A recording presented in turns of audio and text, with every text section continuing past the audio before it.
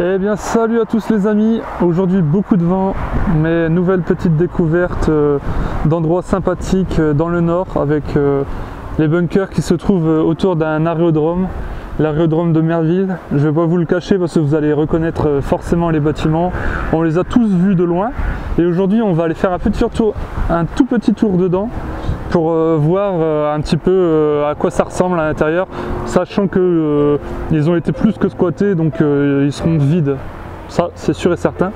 Le seul petit bémol que j'aime pas trop, c'est qu'il y a beaucoup de passages, donc on va essayer de ne pas se faire remarquer. On va aller tout de suite à l'intérieur. En tout cas la végétation elle est dense autour.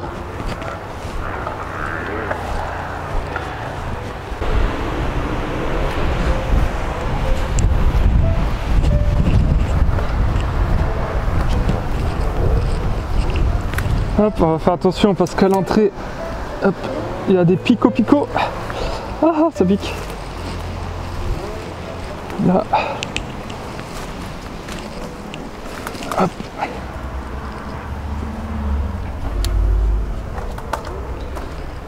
Nous voilà donc à l'intérieur du bunker. Alors j'ai fait des petites recherches, on ne sait pas exactement à quoi servait ce bunker. Certainement un poste pour surveiller ou alors tout simplement pour entreposer du matériel, parce qu'en fait autour de la piste de l'aérodrome de Merville il y en a plusieurs des types comme ça et bon, on sait que ils n'ont pas tous été gardés, hein, certains ont été détruits. Il faut savoir que c'est des bâtiments assez bien conservés car pour le coup ils ne datent pas de la Première Guerre mondiale mais de la Seconde Guerre mondiale. C'est assez beau, hein.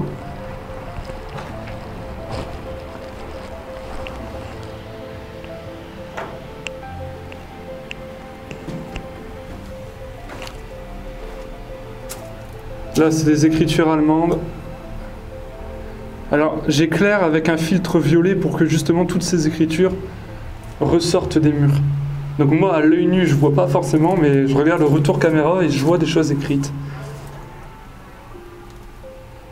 C'est ça qui est pas mal, avec le matériel qu'on peut avoir aujourd'hui. Les portes, elles ont été arrachées. On voit encore les fixations des portes.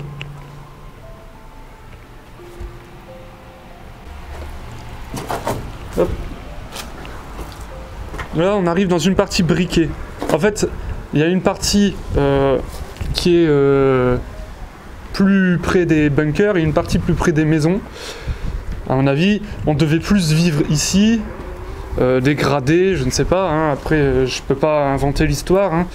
Mais j'en déduis qu'ici il y avait plus dégradés qui vivaient là, dans leur maison, parce que c'est assez spacieux pour des soldats, ça paraît bizarre quand même, sachant qu'on voit bien par terre qu'il y avait des cloisons, donc il faut s'imaginer plusieurs cloisons, comme ça, avec un petit tuyau qui ressort là-bas, donc certainement de quoi se laver, je sais pas, c'était bien aménagé, et là une partie blindée.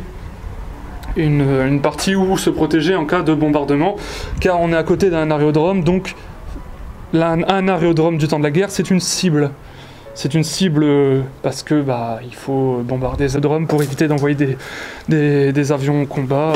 Voilà. On voit que ça a été bien squatté ici. C'est très lumineux, mais franchement, moi, je trouve qu'il est encore assez bien conservé. Bon, les cloisons, à chaque fois, il y en a qui viennent les casser.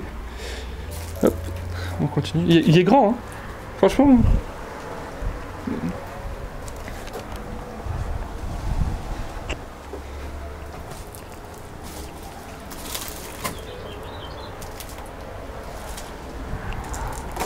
Donc là, on a à nouveau une porte. Bon, là, on peut plus du tout passer. Et là, on arrive encore dans une grande salle. C'est vraiment grand, hein. C'est rare que je trouve des bunkers aussi grands en fait. Voilà.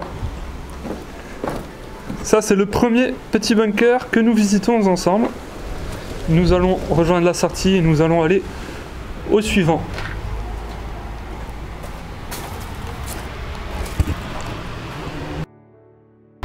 Bon, malgré le vent, j'ai décidé de faire un petit détour avant de rejoindre les autres bunkers, parce qu'en fait autour de l'aérodrome il y a encore des hangars qui datent de la Seconde Guerre mondiale.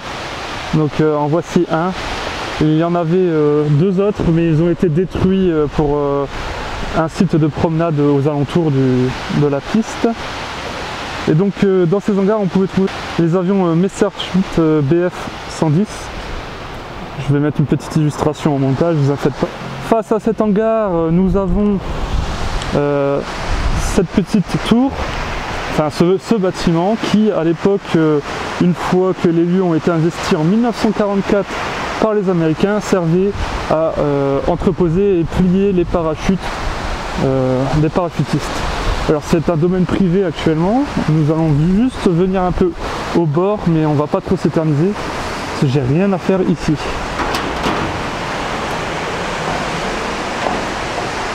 Voilà.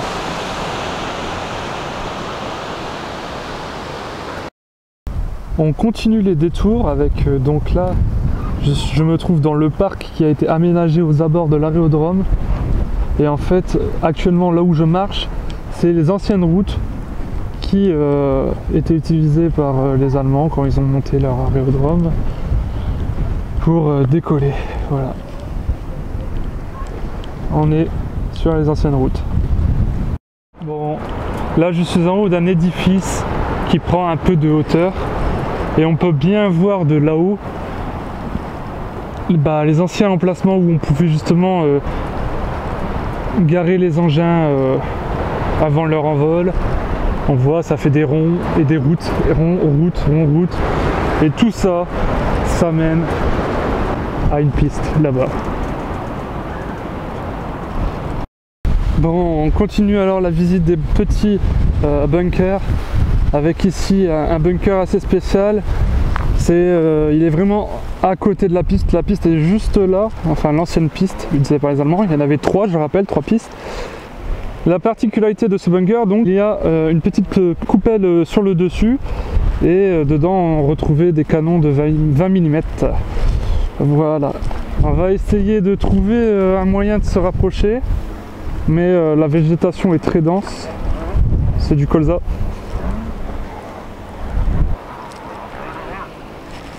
Est-ce que ça pique? Non.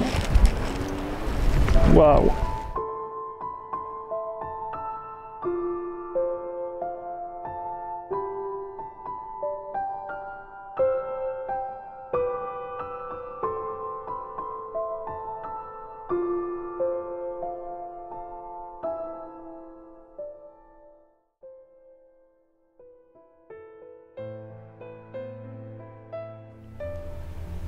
Nous voilà à l'intérieur du bébé. Bon, le sol est un peu monté. On va dire que la terre du champ est tombée un peu dedans. Mais ça va, c'est pas marécageux, il n'y a pas de flotte. Parce qu'il y en a plein qu'on peut plus aller dedans aujourd'hui à cause de ça. L'humidité comme d'hab. Moi je suis obligé de me baisser hein, là pour le coup. Bon, il est bien dégradé en termes de poubelle à l'intérieur. Voilà la tourelle. Oh là là, elle est encore en position haute.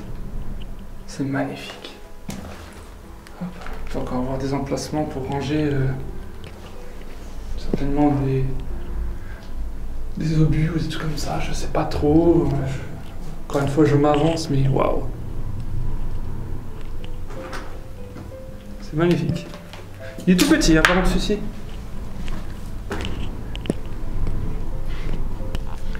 Bon, j'aurais bien voulu essayer pour vous montrer un peu plus des bonnes vues. Seulement, on va pas se mettre en danger. Je suis tout seul. Et le seul endroit où je pourrais monter, en fait, je m'aperçois que c'est beaucoup trop rouillé, que ça balance, comme vous pouvez le voir. Donc c'est très beau. Moi, je veux pas que ça se casse la figure avec moi dessus ou même en dessous. Mais on va monter sur le toit du bunker peut-être, si j'y arrive. Et d'ici là, vous verrez l'intérieur. Voilà.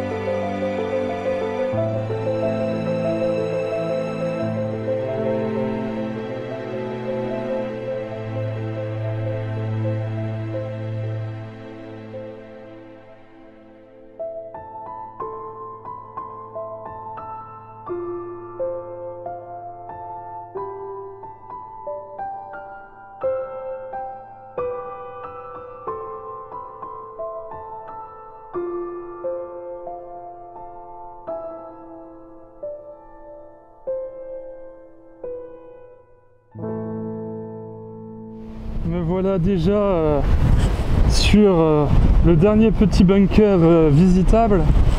Celui-ci c'est le même que le premier, donc on n'est pas encore certain de l'utilité qu'ils avaient, mais c'est ou des postes de garde ou alors tout simplement des postes de garde. Non, sérieusement, on vient de visiter celui avec la petite coupelle là-bas, et à 100 mètres il y a celui-ci. Bon, lui il a été totalement déglingué. D'ailleurs on voit qu'il n'y a pas longtemps il y a des gens qui sont venus, vu que l'herbe est fraîchement écrasée. Voilà. Oh putain, on dirait des... mais c'est même pas on dirait, c'est des rails de train, comme pour des poutres. On dirait des rails de train. Ah ouais, c'est sûr que c'est ça même.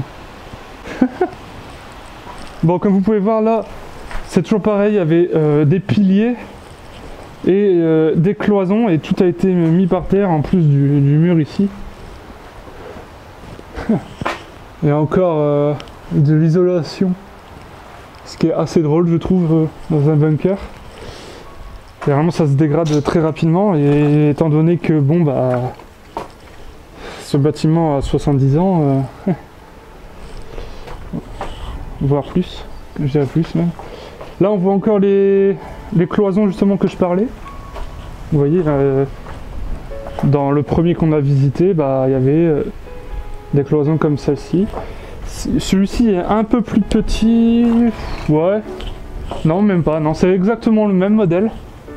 Ouais, c'est exactement le même modèle. On retrouve la porte ici, la porte là-bas, et normalement la petite porte là ici qui a été pulvérisée.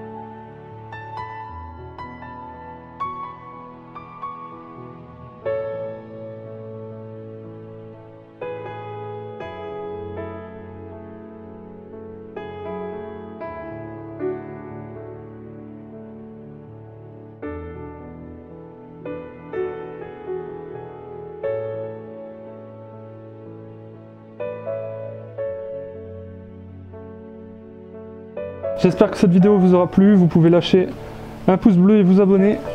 Ça fait très plaisir. Surtout le pouce bleu. Parce que bah mine de rien, j'adore vous faire partager ma passion qui est les bunkers avec vous. Voilà. À plus les amis.